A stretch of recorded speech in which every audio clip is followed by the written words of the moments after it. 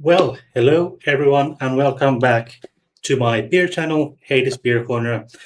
Today we have an interesting one.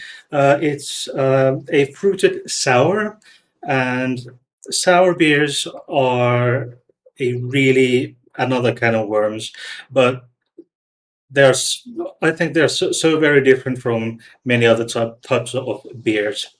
Now, what is a sour beer?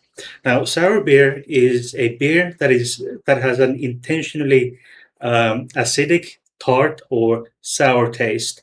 And sour beer styles include Belgian Lambics, Flanders Red Ale, German Gose, and Berliner Weisse. And there are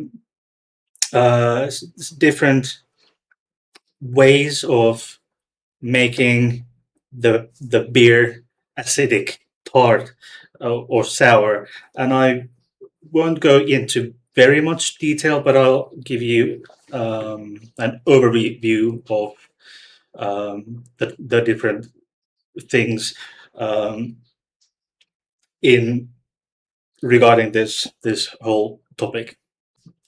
Now, this is today we have a beer from Pühaste. It's a fruited sour.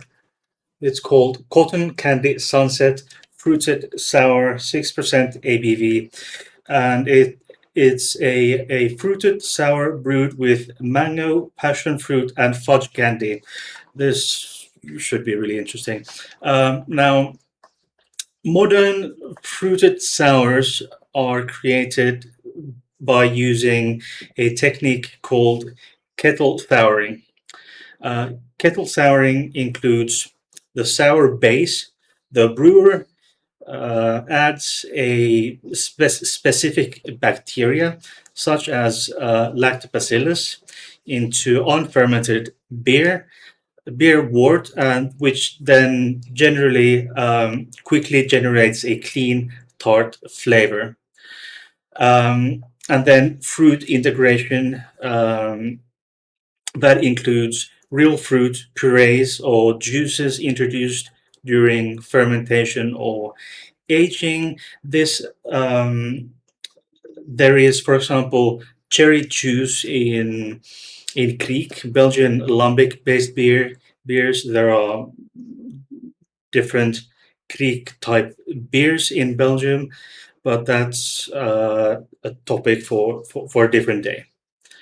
Now, when a massive amount of fruit is left unfermented, it produces a popular smoothie sour or a slushy consistency. But this is not a smoothie sour. I will delve into smoothie sours on an other date on a different video, which isn't really for today. Now, I mentioned that there are different bacteria used, such as lactobacillus.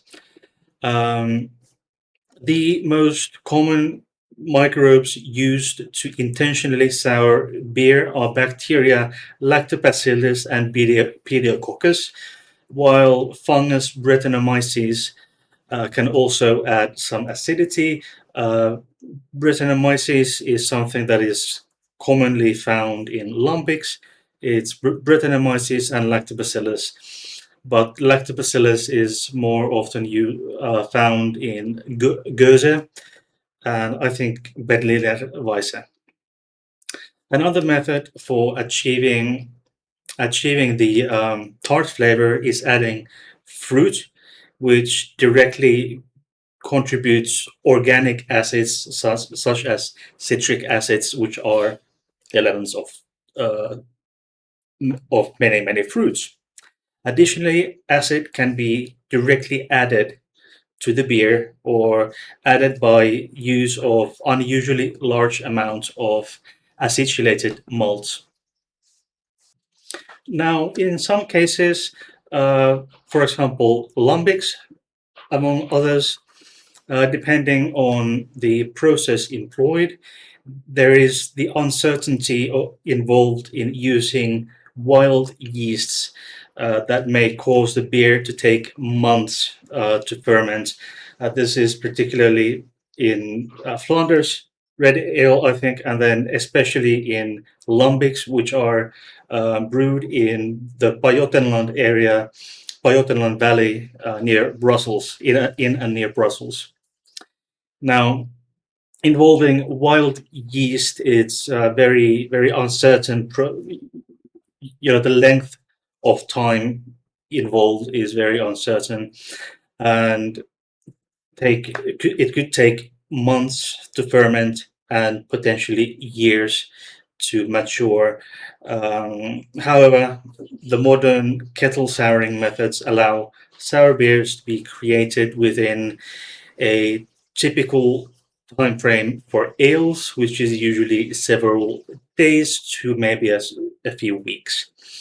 Now, I have a few beers in my collectibles cabinets, which I believe, if I remember correctly, they are creeks or lambics. They're lambics, more precisely, and they have this maturing age of 20 years. Um, I think they've been bottled maybe sometime around 2020, 2019, and the best before date is around 2040. So I'm saving up these beers because they still mature in the bottle, and they have the corky cork on them. So, for example, but with the crown cork, there is still air that can seep, through the uneven seams of the crown cork. So I'm eagerly waiting for those. So now for the tasting, it's cotton candy sunset, fruited sour, 6% ABV. And for reminder, it's a fruited sour brewed with mango, passion fruit, and fudge candy. This should be really, really, really interesting. Ugh. Hmm. Okay. This is quite thick.